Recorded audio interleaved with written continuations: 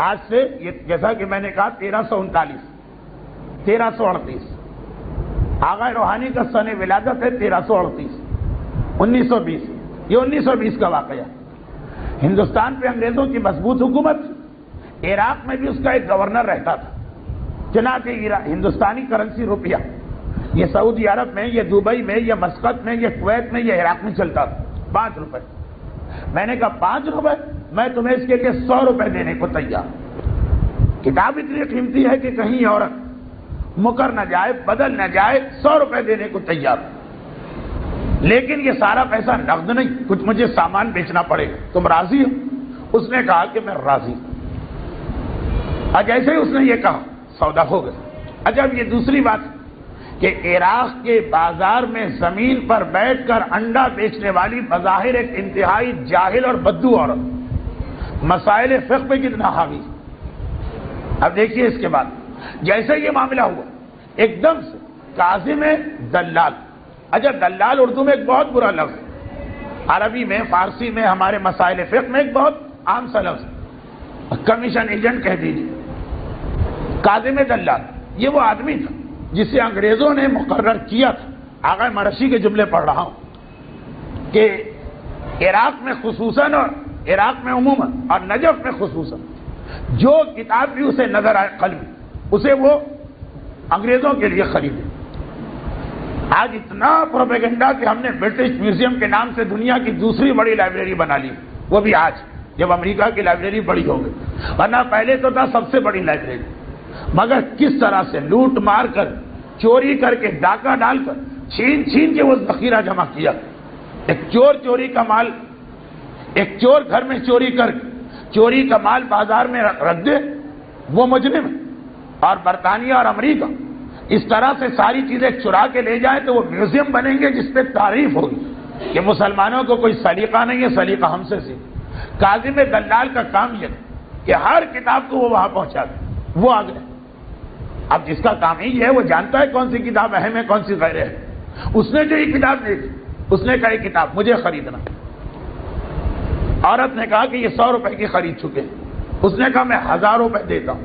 1000 کہاں 100 کا، اور کتاب ہے 5 روپے کی. عورت نے کہا نہیں، چونکہ ابھی ان کے ساتھ صیغہ کاروبار ہو چکا. انہوں نے کہا میں نے خریدی، میں نے کہا بیچی. اب 1,00,000 روپے بھی کوئی دے میں کیسے کتاب دے سکتی؟ بدو عورت اتنی غریب کہ بازار میں صبح کو انڈے بیچ کے اپنا گھر چلا رہی. مگر ایمان، تقوی اور اس سے بڑھ کر علم دیکھیے اس عورت کا. کہا نہیں ہو گیا سودا، اب توڑنے کا اختیار مجھے نہیں، الا یہ کہ یہ شخص خود کہہ دے کہ مجھے کتاب نہیں خریدنا. چنانچہ تم چلے جاؤ، میں مجبور. اور اس عورت کو بھی پتا ہے کہ یہ آدمی کتنا طاقتور اور وہ عورت کتنی کمزور کہ نہیں. جہاں خوف خدا اور احساس شریعت ہوتا. اب اس عورت کو لے کے میں چلا. میں نے کہا اتنی زحمت کرو کہ مدرسے آ جاؤ. میں جا رہا تھا مولا کے روز، مگر واپس پلٹا مدرسے آئے. دیکھا تو صرف 20 روپے میرے پاس تھے اس وقت، وہ اسے دیے. اس کو بٹھایا. جتنے بھی کپڑے میرے پاس ہیں سوائے تن کے جوڑے کے، نئے پرانے، سب لے کے دکاندار کے پاس گئے. پھر بھی قیمت میں کمی پڑ رہی ہے. ایک گھڑی بڑی مشکل سے میں نے خریدی تھی، وہ گھڑی بھی میں نے فروخت کی. 100 روپے پورے کیے. اس عورت کو 100 روپے دیے. وہ وہاں سے چلی. میں نے یہ کتاب لے کے فوری طور پر، کتاب قیمتی ہے، اس کو چھپا دیا کسی دوست کے کمرے. اب بالکل یہ لوگ پٹ گئے سوائے پہننے کے کپڑے کے اور کچھ نہیں. مرجے آگے چل کر کتنی عظیم شخصیت بنی. گھڑی تک بیچ کے آئے ایک کتاب کی خاطر. لیکن ابھی عورت کو رخصت کی، کتاب ایک دوست کے پاس رکھوائی. کمرے میں آ کے بیٹھے کہ وہی کاظم دلال پولیس کو لے کے آ گئے. اس وقت ابھی آغا مرشی بھی بات کر رہے ہیں جب یہ واقعہ سنا رہے، تقریباً اس سے 70 سال 80 سال پہلے کا واقعہ. کہا کہ اس وقت نجف کے اندر میجر نام کا ایک آدمی کمشنر تھا.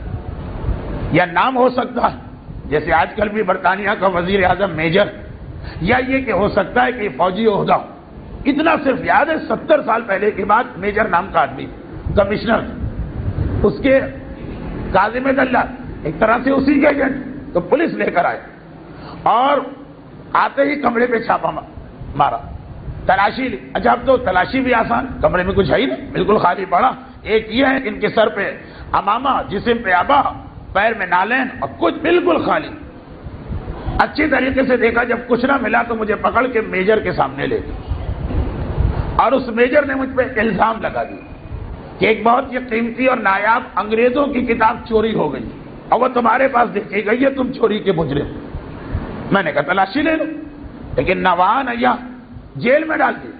ایک کتاب ریاض العلماء جو بظاہر کوئی تفسیر، کوئی حدیث، کوئی فقہ کی کتاب نہیں ہے، علماء کے حالات، جیل میں ڈال دی۔ اب یہ خبر پھیلنے لگی۔ اس وقت آغائے مرشی نہیں تھی، لیکن بہرحال ایک انتہائی قابل احترام علمی گھرانے کے فرد بھی تھے۔ ان کے والد مجتہد، ان کے دادا بڑے مشہور عالم اور ایک دینی طالب علم تھے۔ یہ 24 سال کا ایک دینی طالب علم جو فلاں مشہور ترین گھرانے سے تعلق رکھتا ہے، جیل میں پہنچا دیا گیا۔ چنانچہ نجف کے اس وقت کے مراجع میں سے ایک مرجع، یہ وہ دور تھا جو آغائے خوئی کی سیرت اور حالات زندگی کی جو مجلسیں میں نے حسینی تابوت کمیٹی میں پڑھی تو عرض کیا تھا کہ یہ زمانہ نجف کا گولڈن پیریڈ کہلاتا۔ ایسے ایسے مراجع اور مجتہدین اور اساتذہ وہاں تھے جنہوں نے جو تربیت کی تو بات کی، ایک پوری نسل ایسے مراجع کی نکلی کہ جن میں سے ہر ایک دیو پیکر یا جینٹ مرجع ثابت ہوا۔ خیر، ان میں سے ایک مشہور نام آغائے نائینی اس زمانے میں تھے، آغائے ضیاء الدین عراقی تھے، آغائے سید ابو الحسن اصفہانی تھے، لیکن اس وقت مشہور ترین نام تھا شیخ الشریعہ آغائے فتح اللہ اصفہانی کا۔ آغائے فتح اللہ اصفہانی نمازی، ایران کا ایک بہت ہی مشہور خاندان ہے، نمازی خاندان، جو اصفہان سے تعلق رکھتا اور جس کے بعد افراد کراچی میں بھی خاندان نمازی۔ شیخ الشریعہ ان کا لقب تھا۔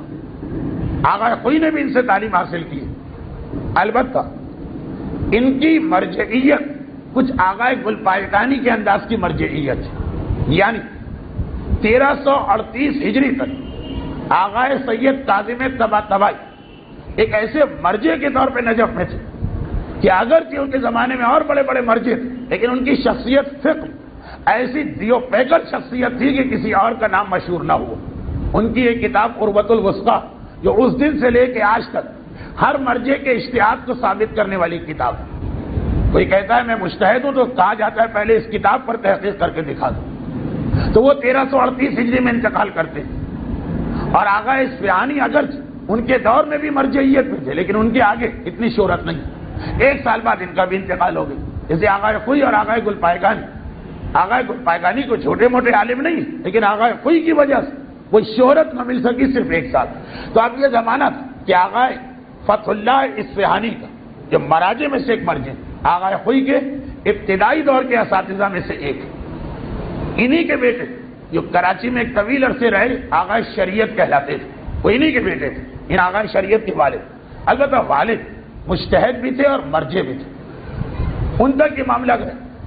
اب اس وقت نجف کے اندر دو مشہور مراجع میں سے وہ تھے، ایک آغائے نائینی اور ایک یہ، بلکہ یہ ذرا ایک درجے زیادہ مشہور تھے اس وقت۔ چنانچہ انہوں نے فوراً ایک ڈیلیگیشن بنائی جس میں خصوصیت کے ساتھ آغائے کاظم خراسانی کے بیٹے کو اس کا ہیڈ بنائے۔ آغائے کاظم خراسانی بھی تاریخ مرجعیت کی کتنی اہم شخصیت، ان کی کتاب ہے کفایت الاصول، آغائے محسن الحکیم کے استاد، آغائے حسین بروجردی کے استاد۔ وہ کفایت الاصول آج وہ کتاب کہ اس کو پڑھے بغیر کوئی شخص مجتہد بن ہی نہیں سکتا۔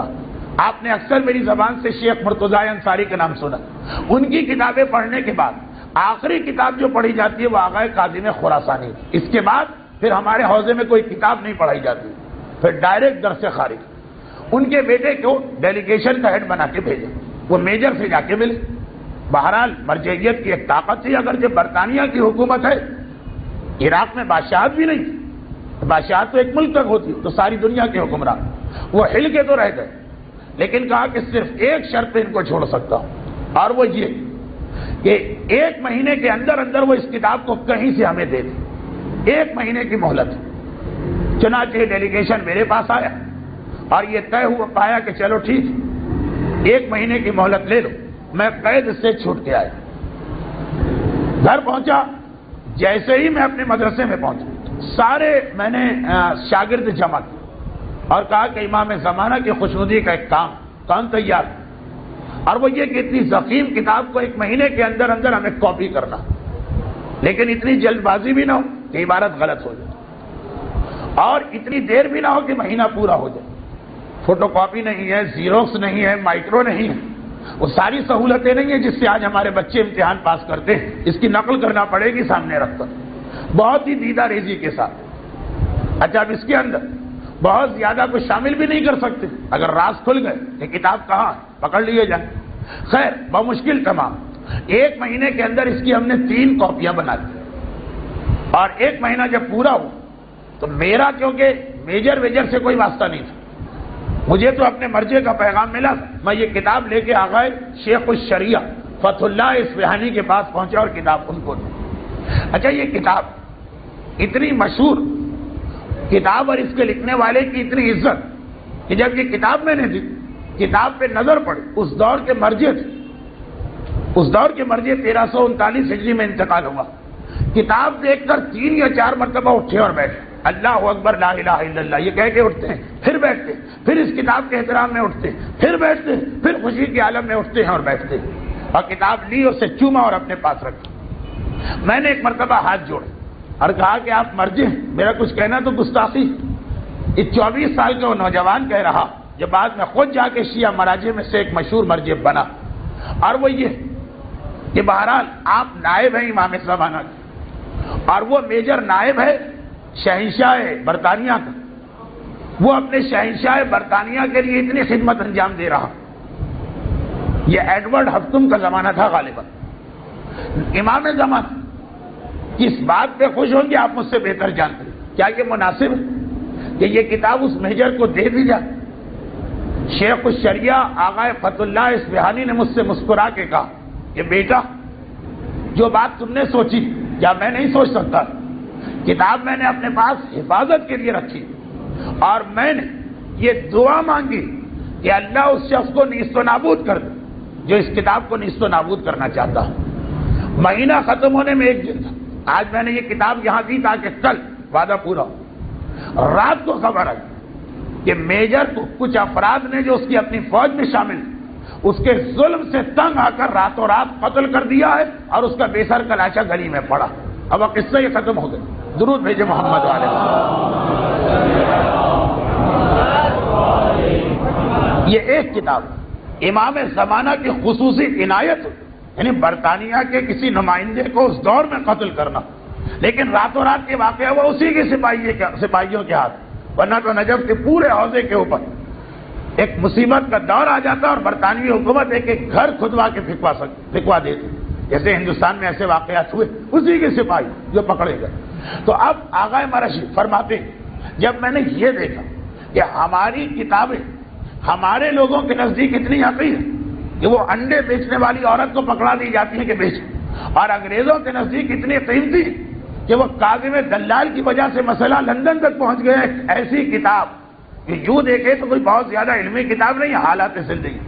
تب مجھے احساس ہو کہ جس چیز کو ہمارا دشمن اتنا اہم سمجھ رہا، ضرور اس کے اندر تشیع کا کوئی نہ کوئی فائدہ۔ اس دن سے مشن بنایا، آج بھی آپ جا کے دیکھیں کیا شان اور کیا شوکت ہے اس کتب خانے کی، اور آغا مرشی کی یہ نصیحت، یہ وصیت کہ معصومہ قم کے حرم کے میں سامنے ہوں، لیکن میں یہاں دفن ہونا اس لیے پسند کرتا ہوں کہ جو مشن معصومہ قم کا تھا وہ اسی حوالے سے پورا ہو سکتا۔ یہ اہمیت ہے کتاب۔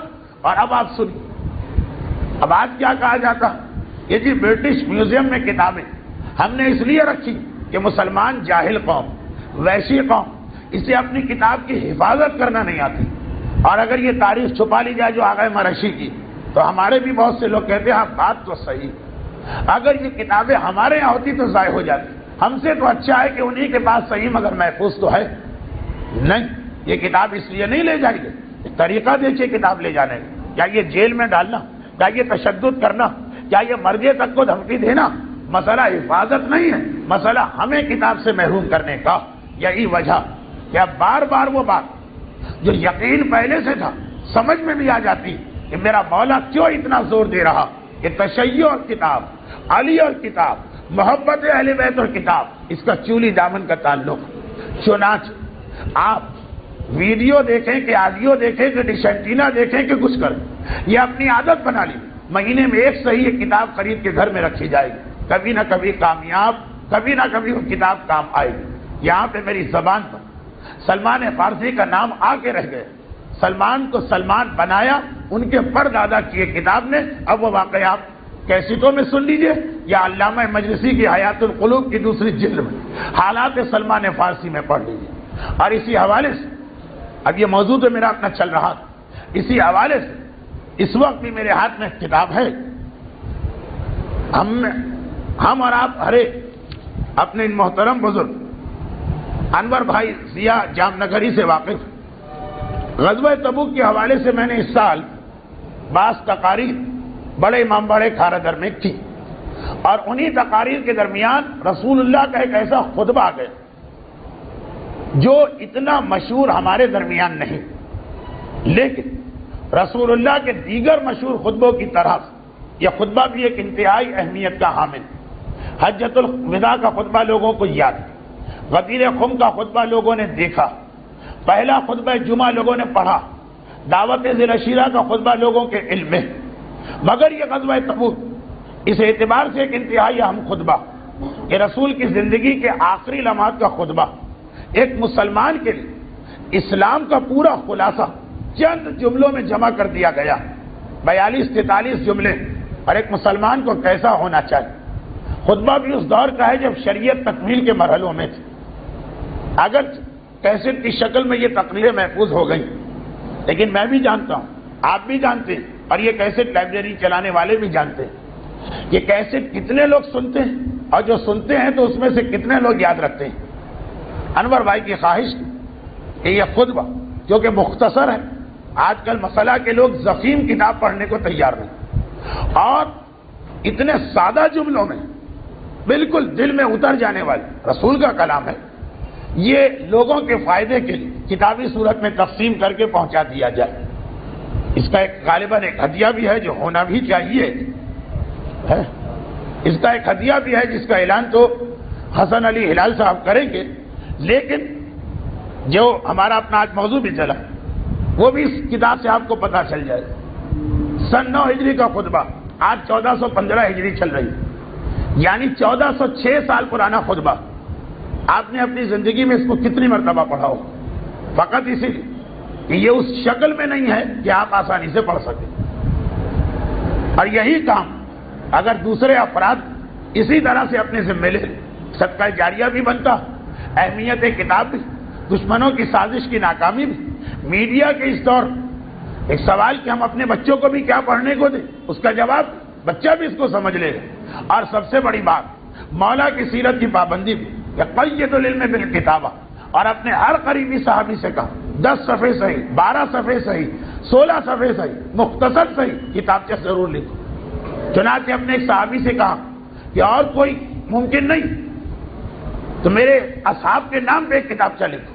ایک کتابچہ غالباً انہی حارث حمدانی کا, اس میں صرف انہوں نے لسٹ بنائی ان لوگوں جو جنگ جمل اور جنگ صفین میں مولا کے ساتھی تھے, وہ صحابی رسول, ایک لسٹ بنائی. علی نے اسی کو قبول کر لیا اور پسند کیا. تو یہ ایک اہمیت والا مسئلہ, اور یہی وجہ کہ اپنی زندگی کی آخری سانسوں 19 سے 21 رمضان کے جو 2 دن گزر رہے ہیں, ان 2 دنوں دیکھیے 19 رمضان کی فجر کی نماز کے وقت میرے مولا کے سر پہ ضربت لگی, اور 21 رمضان کو فجر سے پہلے لاشیں دفن ہو گئی. حسنین جب لاشیں دفن کر کے آئے تھے اس وقت کوفے میں فجر کی اذانیں ہو رہی. یہ 48 گھنٹے کا مسئلہ. اس 48 گھنٹے میں مولا نے کثرت کے ساتھ لکھنے پہ زور دیا, لکھوایا. نہج البلاغہ اگر آپ اس کے حصہ 2 جس کا نام ہے مکتوبات, علی کی تحریریں, ایک ہے علی کے خطبے زبانی, ایک ہے علی کی تحریر قلم, وہ لسٹ دیکھ لیجیے کتنے ہی آپ کو خطبے نظر آئیں گے, خط جو علی نے ان 48 گھنٹوں میں لکھوائے. حسن کے نام وصیت نامہ, مسلمانوں کے نام وصیت نامہ, حسن و حسین کو ملا کے ایک وصیت نامہ. زندگی کی آخری گھڑیوں میں اسی اہم مشن کتاب اور تحریر یہ برقرار رہے, میرے مولا کی سیرت میں ہی نظر آ رہا.